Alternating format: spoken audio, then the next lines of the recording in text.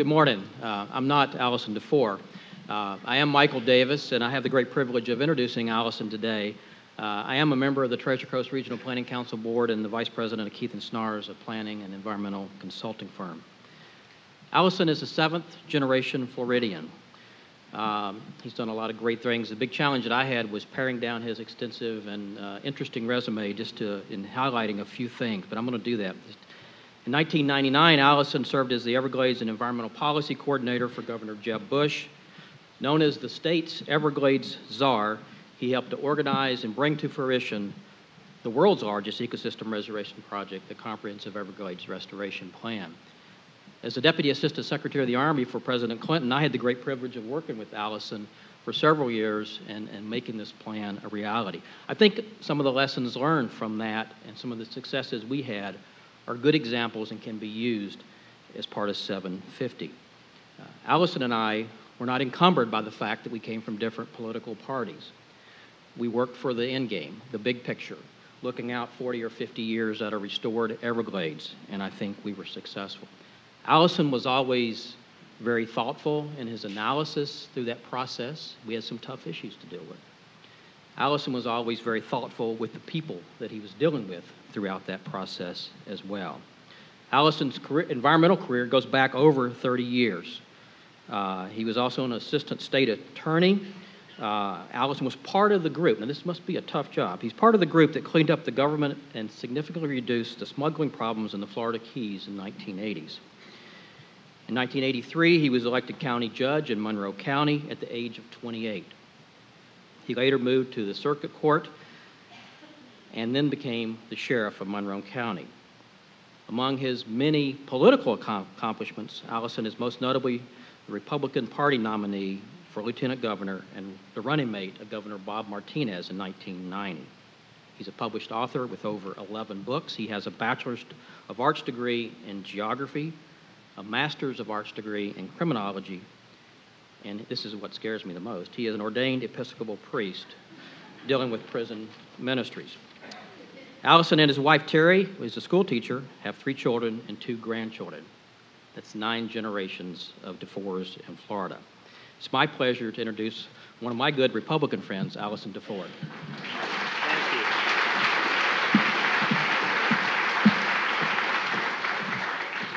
Thank you very much. Michael and I have had a great friendship across party lines for some time, and I think to great effect. And if we could do a little more of that, maybe it'd be great effect to the rest of the country. Following Victor, I'm reminded of the story of the origins of the great entertainer Jerry Lee Lewis, who you may recall his signature event was to end his concerts with setting a piano on fire and playing Great Balls of Fire. And the way that came up was that he was supposed to headline for Chuck Berry back in the late 50s, and he took racial umbrage at that, and as the Southerner and the Times and all that sort of thing. And he, it's said that he invented this idea of setting the piano on fire, and as he walked off, he turned to Chuck Berry, who was coming on, and said, "Follow that, pal." And I feel a little bit like that, but I'm here, I'm an old storyteller, and I think I've got a pretty decent story to tell you. So let me see if I can get you through it. My family's been in Peninsular Florida now for 9 generations, and that's a pretty long time for this end of the state. We came here in 1829 from Charleston after having been run out of what's now Haiti in the Haitian Revolution, and settled in Key West first, and then moved up to what was then called New River in 1832.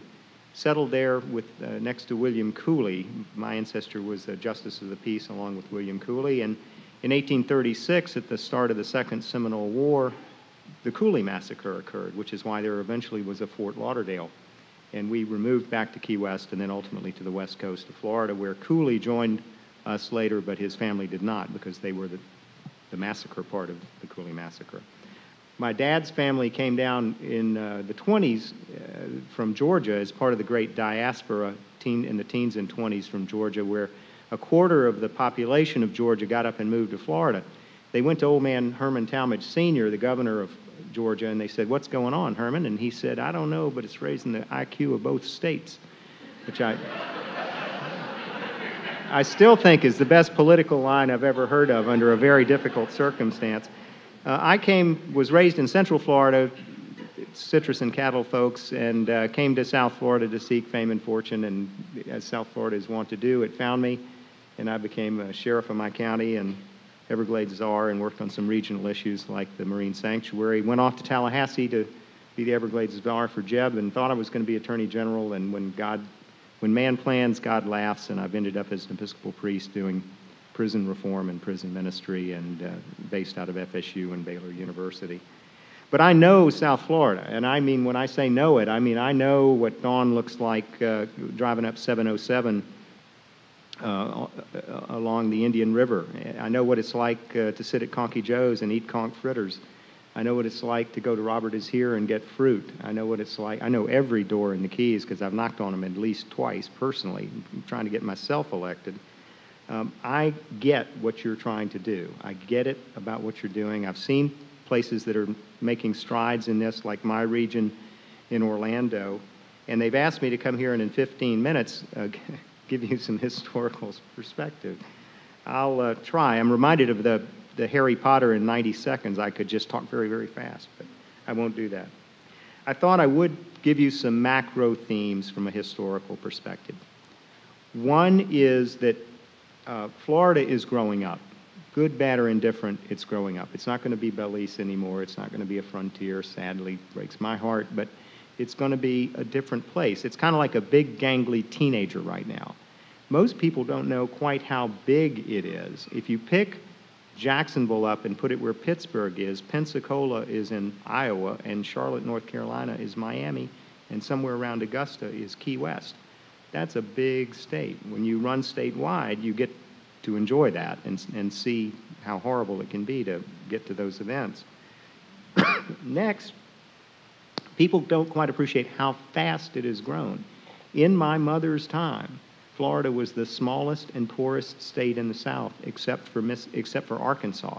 It was smaller and poorer than Mississippi, and considered to have not much of a prospect until air conditioning and mosquito control became. In fact, anybody who was here as long as my family was basically on the run from something if you were here before mosquito control and air conditioning.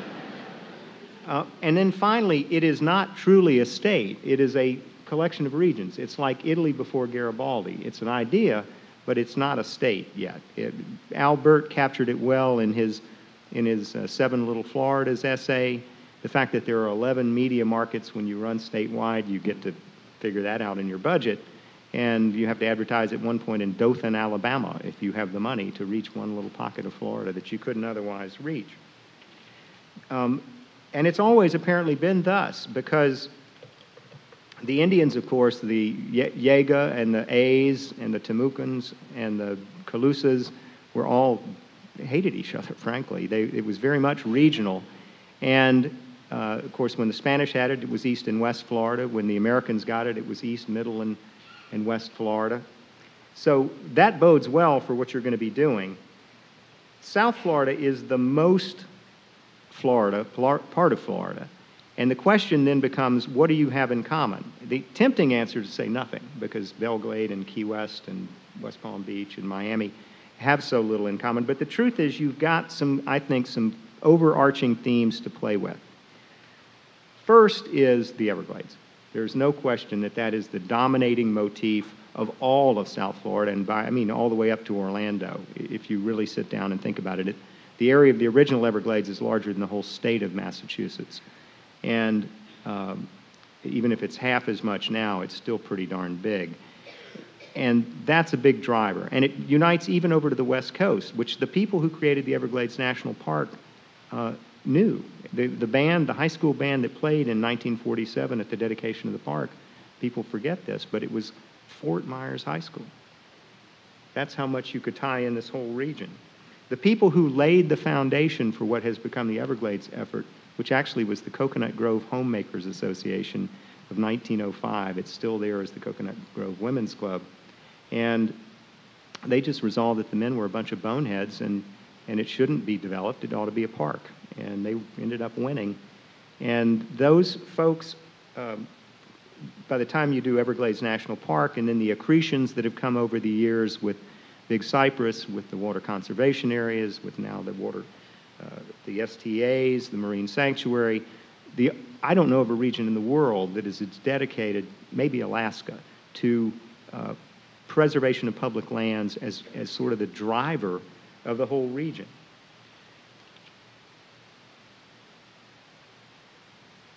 You have certain transportation corridors that have emerged historically over the years. Originally military trails, first in the Spanish days, and then in the U.S. military days for the Second Seminole War, military trail is a residual of that, then followed by the railroad running down the ridge, which remains, and now 2 railroads actually. And the old Federal Highway followed that basic same ridge, so did the old Dixie Highway, then ultimately I-95, and then the Turnpike and the Sawgrass and things like that have emerged. But running down that corridor, of course, will be the fiber optic cable spine that Florida East Coast Railroad is quietly developing, and that should be a major driver down that same corridor. Next, livability. I think historically, people come here because it's a great place to live. Everybody who's here could probably have a little more money in their pocket if they were somewhere else. If you're a retiree, it would be cheaper to live in South Georgia or North Carolina. But why? If you're a young person, your career prospects would be far better in New York City or Washington, and maybe better in Charlotte, the way things have been going of late. But that's where a lot of young people are moving. But people who are here and stay here are here by choice. A subset of that livability that most planners do not look at over the years, and I speak now as an Episcopal priest, is faith. There is a huge undercurrent of faith running underneath what you normally look at, that runs all the way from St. Mary's Catholic Church, Star of the Sea in Key West, through the Pentecostal churches in Liberty City, all the way to Bethesda by the Sea, the great cathedral of the Episcopal Church in Palm Beach. And those people can be galvanized for tremendous things when their heart is reached. Finally, quirkiness. We are a quirky place. That I could come to a gathering like this and speak to you like this says a lot. And please, don't turn this into Dallas. Can you ditch some of the suits a little bit?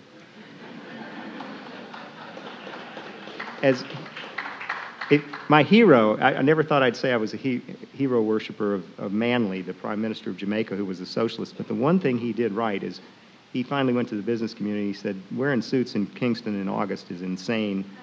Find something else to do. And they all went off and they had a meeting, and they said, what can we wear? And they said, well, we could wear Guyaveras. And they said, no, we can't do that. We hate the Cubans. I said, well, then what can we do? So they went to Yves Saint Laurent and they told him he had just redesigned the Boy Scout uniforms for America, made him look a little communist, I think. But he ended up designing sort of a Jamaican Guyabera. The Chamber of Commerce took it back to Manley. He issued a writ, and that was the end of suits in Jamaica, I'm so told. But as Carl Hyacin says, he doesn't have to, if he moves somewhere else, he'd have to make things up. He'd have to actually write. Here, he just keeps a clipping file. So I can assure you, now being condemned to the serious end of Florida, that I do not get up every day and say, thank God I'm where people are serious. I get up every day and say, who are these people, and why do they take themselves so seriously and so little facts? Please try and keep that going, because that is your historical legacy, not Dallas. And finally, and most of all, a theme that I would ask you to keep is that of reinvention. It's as old as Ponce de Leon and the Fountain of Youth. It's as old as the Seminoles running away from the Creeks in Alabama to seek their own fortune. It's as old as the Danes coming to Dania, the Norwegians coming to Oslo, the Japanese coming to Boca Raton, the English who came to plant orange groves in Orlando and Fort Meade, the African Americans like Zora Neale Hurston and James Weldon Johnson who reinvented themselves here in Florida, the Georgians who came in the diaspora from Georgia to Miami, which was still around a little bit when I was beginning my career, the Cubans who eventually took over Miami and made it Miami, and the Central Floridians who came after, Central Americans who came after them, the Northern European, the Northern Jewish European retirees who came here to settle, all of whom came seeking reinvention. the reinvention that also drove the Fishers and the Meisners and the Merricks to be able to invent cities out of nothing, which Roy Rogers did at Weston 50, 60 years later. And enabled politicians like Johnny Byrd to come to Florida right out of Alabama, crapped out basically, and be Speaker of the House very modestly within a decade. Finally, what I think that means for your work is simply this. Anything is possible in Florida, and anything is possible particularly in South Florida, which means what you are doing actually has a chance of succeeding. Thank you.